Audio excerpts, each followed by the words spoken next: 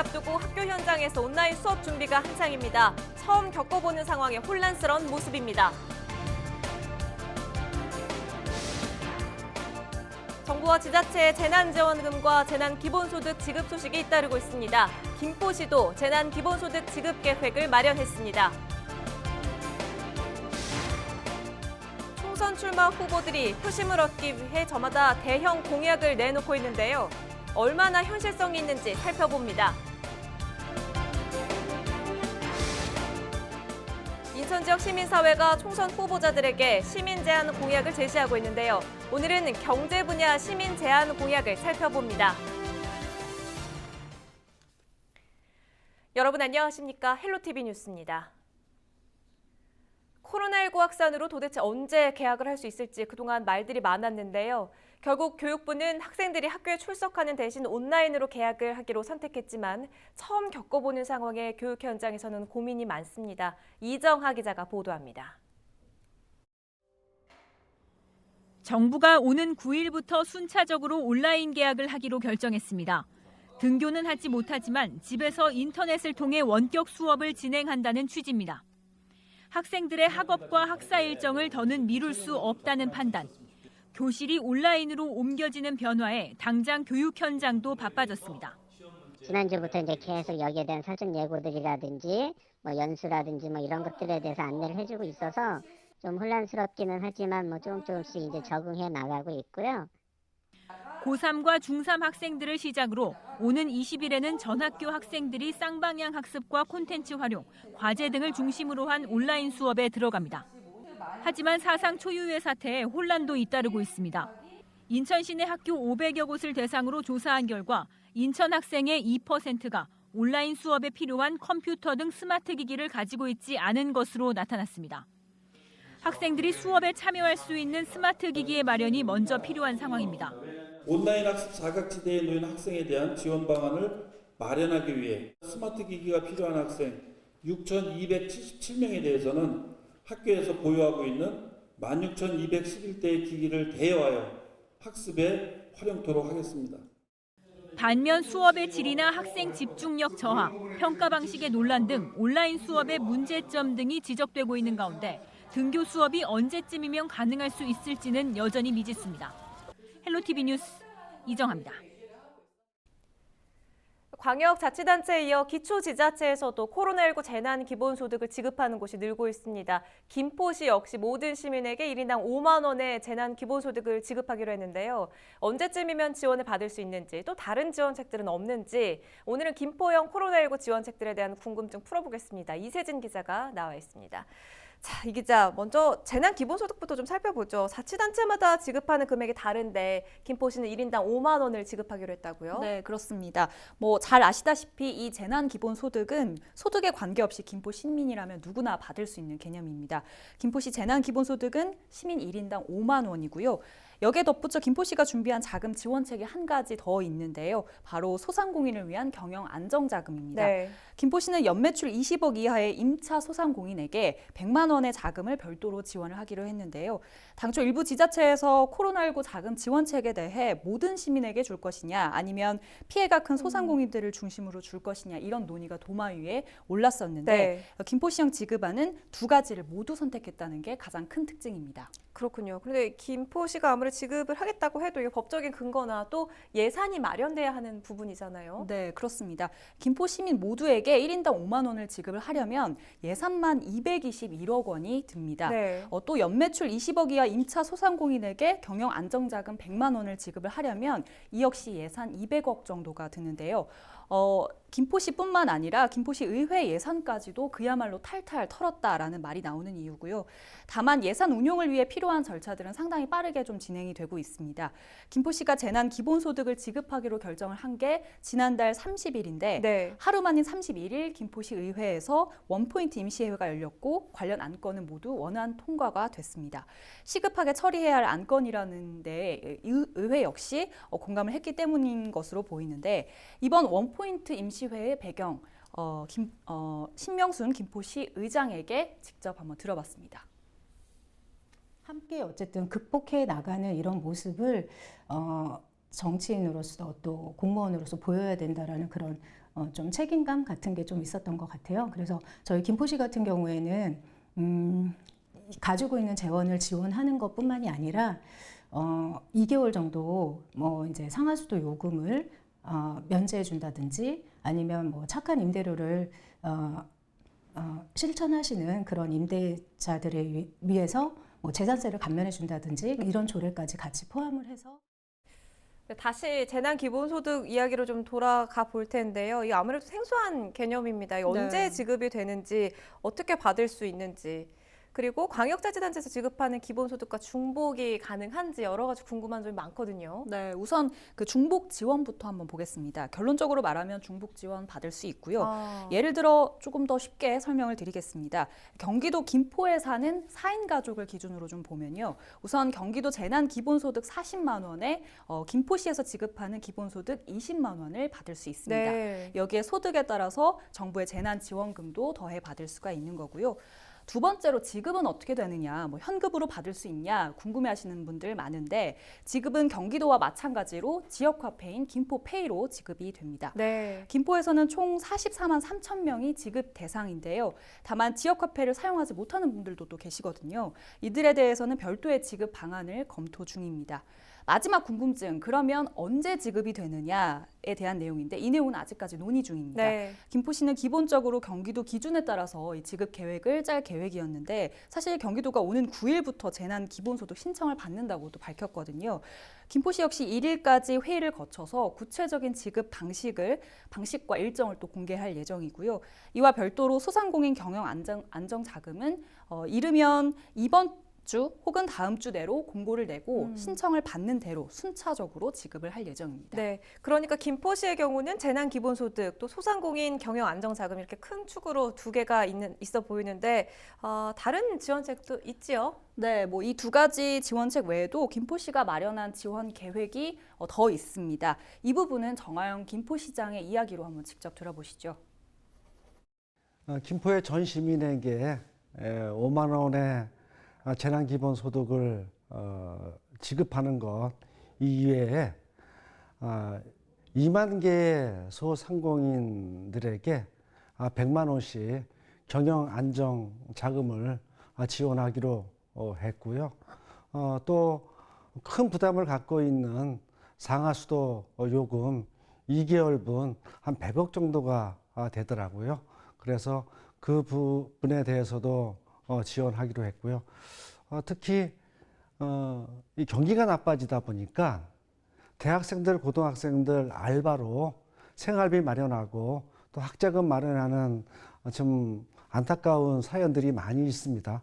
그래서 특별 장학금 만들기 위해서 시민장학회에 2억 원 추전해서 알바 일자리 잃은 우리 학생들에게 대학생 100만 원, 또 고등학생 50만 원을 긴급 학자금으로 지원하기로 했습니다. 네, 이 밖에도 김포시는 경제적 어려움을 겪고 있는 어린이집 운영비 지원 예산 6억 원 정도, 그리고 소상공인 운전자금 이자 차액 지원 예산도 12억 원 정도를 마련을 했습니다. 또 착한 임대인, 그러니까 임차인들에게 월세를 받지 않는 임대인들에게는 임대료 인하액만큼 재산세를 감면을 또 해주기로 했습니다. 네, 지원책이 상당한 만큼 좀 꼼꼼히 살펴봐야겠네요. 이세진 기자였습니다.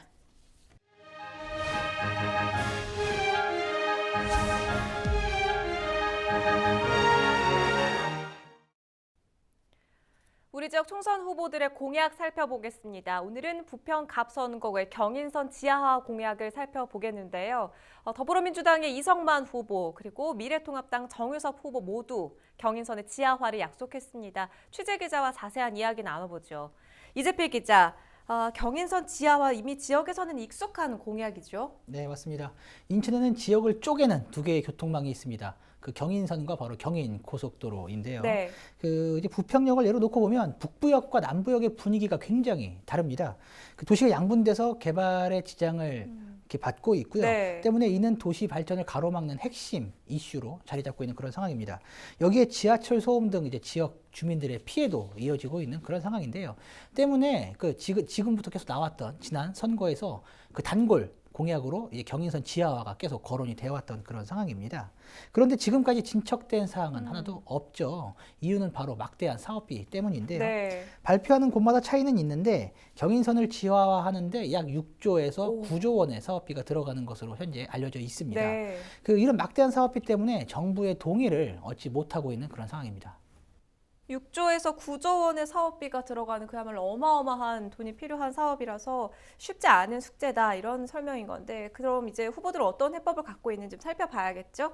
먼저 더불어민주당 이성만 후보는 어떤 생각을 갖고 있습니까? 네, 이성만 후보는 이제 동암역부터 송내역까지만 지하화를 추진하는 방안을 공약으로 내세우고 있습니다. 네. 그러니까 경인선 전체가 아니라 부평 구간만 이제 지하화를 해서 사업비를 절감하겠다는 그런 계획인데요. 네. 기존에 언급돼 왔던 경인선 지하화는 다르다라고 강조를 했습니다. 그리고 지상 구간을 이제 상업지구로 개발하면 지하 사업비를 충분히 충당할 수 있다라는 게 이성만 후보의 주장인데요. 이성만 후보의 이야기를 직접 한번 들어보시죠. 경우에 그래서 중심 상업지구로 부평역 주변을 개발하면 거기서 한 토지대로 한 8, 9천억 정도는 환수될 거라고 보여지고요. 길게 띠를 이루는 한 4.5km 구간에서는 저희들이 한 1,000만 원만 잡아도 거의 1조와 가까운 돈이 환수될 수 있기 때문에 충분히 사업성이 있다고 봅니다. 이거는 저 혼자만 생각한 게 아니라 전문 기관에 제가 의뢰를 했어요. 의뢰를 해서 평가를 받은 결과고 이 부평 일대를 어떻게 보면 수도권 서부의 중심 업무지대로 만들 생각입니다. 그래서 그 여의도 한 20분이면 가거든요. 20분 안짝으로 가거든요. 뭐 서울역으로 이어지는 우리 부평, 그죠? 중심 업무지구로 개발을 하고 그다음에 길게 이제 철로변을 따라서 이루어지는 4.5km 구간 내에는 저희가 지식산업센터 등을 두어서 부분 지하화로 그 사업비 절감을 꾀하겠다라는 이성만 후보의 이야기였고요. 이번에는 미래통합당 정유섭 후보의 계획도 살펴볼까요? 네, 정유섭 후보는 경인선을 이제 복선으로 지하화하면 충분히 가능하다라고 이렇게 주장을 했습니다. 네. 그러니까 복선은 선로 2개가 양방향으로 운영을 하는 그런 상황이고요. 복복선은 선로 4개가 이제 양방향으로 운영을 하는 걸 복복선이라고 불러요. 네. 근데 경인선은 이제 복복선으로 운영 중이죠. 근데 7호선이 개통을 했고 제2경인선이 오는 2029년 이제 개통을 목표로 추진 중에 있는 상황인데 경인선을 이제 복복선으로 운영할 필요가 없다. 그러니까 분산, 이용객들이 분산이 되기 때문에 복복선으로 운영할 필요가 없다라는 게 이제 정유섭 후보의 주장입니다. 네. 그리고 복복선이 아닌 복선으로 이제 지하화할 경우에 약 3조 원의 사업비면 충분히 가능하고 이제 덮이는 지상의 그 토지 비용이 약 6조 원이기 때문에 충분히 사업이 가능하다라고 이렇게 덧붙였는데요. 네. 정유섭 후보의 이야기를 직접 한번 들어보시죠. 그렇죠. 옛날처럼 아주 그거 하나밖에 없는, 그거 없이는 안 되는, 서울 진입이 안 되는 그런 시대가 아니거든요. 그러면 요거를 그러니까 복선 하나 남겨놓고 지하 복선하는 그런 문제로 바꿔나가면 자꾸 슬럼화돼 가는데 그런 거를 감안한다면 도시 재생 측면에서도 뭔가 결단을 내릴 때가 됐고 제가 이제 인천시에서 제2경인선 하겠다고 했잖아요. 경인철도 추진하겠다. 그렇다면 그거에 맞춰서 이 경인전철도 다시 검토해서 지하화할 검토를 할 때가 됐다. 그래서 지금 2029년에 아까도 말씀드렸듯이 2029년에 제2경인철도가 완공된다면 그 시점에 맞춰서 우리도 경인전철 1호선을 지하화할 때가 됐다. 네, 부평갑 후보들의 경인선 지하화 사업 계획 이야기 들어봤고요. 판단은 유권자의 몫인 거겠죠? 네, 맞습니다. 잘 들었습니다. 이재필 기자였습니다.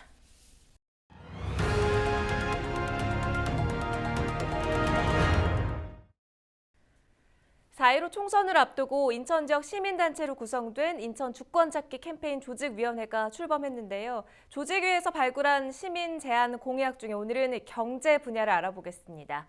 윤희택 인천 상공회의소 지역경제실장과 전화 연결돼 있습니다. 안녕하십니까? 예, 안녕하세요. 반갑습니다. 예, 반갑습니다. 네, 인천 상공회의소와 인천 경실련에서 제21대 국회의원 선거 인천 지역 후보에게 드리는 인천 경제 희망 제안을 각 정당에 전달했다고 들었는데요. 이게 어떤 내용입니까? 예, 우리 인천 상공회의소랑 인천 경실련에서는 지난 2017년 대서동면 선거 때부터 인천 지역 경제 현안을 후보자들에게 알리기 위한 제안 활동을 계속 해오고 있습니다. 네. 이번 21대 국회의원 선거를 맞아서 이 후보자들이 인천 지역 경제 현황에 대해 정확하게 알고 현안 해소를 위해서 함께 노력하자는 의미에서 지난 1월부터 인천 경제 희망 제안을 준비해 왔습니다. 그렇지만 그 코로나19 사태로 인해서 사회적 거리 두기를 계속 하고 있지 않습니까? 네. 그래서 조금 미루다가 지난 24일 날 인천 지역 그에 있는 원내정당 시당에 이렇게 전달을 했습니다. 이번 그 경실련과 상공회의소가 준비한 인천 경제 희망 제안에는 인천 경제의 미래를 위해서 반드시 해결해야 될 그 세 가지 역점 과제를 제시했습니다. 네. 구체적으로 말씀드리면 첫 번째로 수도권 정책의 전환, 두 번째로 지방 분권의 강화, 세 번째로 미래 성장 준비 등을 이렇게 제안을 했습니다. 그리고 이 세 가지 역점 과제를 해결하기 위해서 실천해야 될 과제 12가지를 또 제안을 했고요. 각 구분별로 반드시 필요한 해결 과제 46가지도 함께 이렇게 전달해 드렸습니다. 네, 그럼 이제 좀 본격적으로 살펴보겠는데요. 먼저 네네. 조직위에서는 수도권 정책의 전환을 지속적으로 요구하고 있습니다. 자, 그렇다면 예, 이 그렇습니다. 정부의 수도권 규제 정책과 수도권 정비 계획법의 폐해가 어느 정도라고 보는지, 그리고 그 대안에 대해서도 좀 함께 말씀을 해주시지요. 예, 그 수도권 정비계획법은 지난 82년도에 제정된 법입니다. 그 정초 제정 목적은 수도권의 집중 완화라는 데 목적이 있었습니다. 네. 그렇지만 지난 그 80년도에 수도권 인구 비중은 36%에 불과했지만 2018년에는 50% 이렇게 높아졌습니다. 그 인구 집중 완화라는 수도권 정비 계획법의 제정 목적이 완전히 실패한 것입니다. 그렇지만 수도권에는 그 공장 입지라든가 대학 신설, 도시 개발 등이 계속 그 제한되고 있습니다. 그렇다 보니까 나라 경제의 어떤 그 중심축인 수도권의 경쟁이 날로 악화되고 있습니다. 실제로 수도권 지역에는 뭐 일부 지역을 제외하고는 대기업 공장을 지을 수 없고요. 또 대학도 새로 신설하거나 정원을 늘릴 수 없는 실정입니다. 네. 그렇다 보니까 뭐 인천의 기업은 영사화되고 일자리의 질은 낮아지고 인재들은 인천을 그 떠나고 있습니다. 시민의 삶의 질이 날로 악화되고 있는 이런 실정입니다. 이런 상황이 뭐 수도서울이라든가 신도시가 계속 생기고 있는 경기도보다는 인천에 더 심각한 영향을 미치고 있습니다. 그래서 저희는 그 수도권 정책의 대전환이 필요하다고 이렇게 제안을 하고 있습니다. 40년이나 된 수도권 정비개혁법을 완전히 폐지하고 그 대안으로 지금 수도권을 뭐 배제를 전제를 하고 있습니다만은 국가균형발전법을 전면 개정해서 전국토가 특성에 맞게 고루 발전할 수 있도록 국토균형법을 새로 이렇게 만들어야 된다고 주장을 하고 있습니다. 자, 세 가지 역점 과제 중에서 이제 두 번째로 지방 분권 강화를 제안했는데 이 부분도 자세한 설명 좀 들어볼까요? 예, 그 뭐 지방 분권은 뭐 거스를 수 없는 시대적 과제라고 이렇게 생각을 합니다. 지방 분권은 중앙 정부가 가지고 있는 권한을 지방 정부에 이양해서 주민 스스로가 지역의 미래를 결정하고 개척하는 데 그 목적이 있습니다. 그렇지만 중앙정부에서 권한만 지역에 주고 예산과 인력을 주지 않는다면 지방분권은 유명무실화될 것입니다. 그래서 저희는 현재 8대2 수준인 국세지방세 비율을 6대4 이상으로 확대해서 지방재정을 먼저 건전화시켜야 된다고 이렇게 주장을 하고 있고요. 네. 그다음에 지역 특성에 맞는 경제 정책을 추진할 수 있도록 지역 밀착형의 그 특별 행정기관인 해수청, 중소기업청, 환경청 등의 업무는 지방정부에 이관해야 된다고 이렇게 생각을 하고 있습니다. 네, 마지막으로 그리고 저희 또 인천 발전을 위해서 미래 성장을 준비해야 한다 이렇게 제안을 해주셨는데 이 부분 네. 좀 짧게 설명을 해주실까요? 예, 그렇습니다. 지금 뭐 범세계적으로 코로나19가 그 확산이 되면서 우리 지역 경제는 완전히 그 어려움을 겪고 있습니다. 뭐 그 외부의 전문기관에 의하면 10% 이상, 마이너스 10% 이상 그 경제가 그 성장을 하지 못하리라는 그런 그 전망을 하고 있는데요. 정말 어려운 상황입니다. 그래서 우리 인천 지역 기업들이 살아나갈 수 있는 어떤 지원을 먼저 바라고요. 그다음에 그 지원도 될 수 있으면 과감하고 신속하게 이렇게 해줘야 될 것 같습니다. 그리고 인천 경제의 어떤 그 미래를 위해서는 우선은 그 지금 인천 지역에서 집중적으로 추진을 하고 있는 바이오헬스 밸리라든가 아니면 공항경제권, 그다음에 그 항만에 대한 지원, 또 그 인천 지역 제조의 어떤 그 업종 전환이라든지 체계적인 관리를 위한 시스템 구축 등이 이렇게 필요하다고 생각을 합니다. 네, 말씀 잘 들었습니다. 윤희택 지역경제실장과 이야기 나눠봤습니다. 이상으로 뉴스를 모두 마칩니다. 시청해주신 여러분 고맙습니다.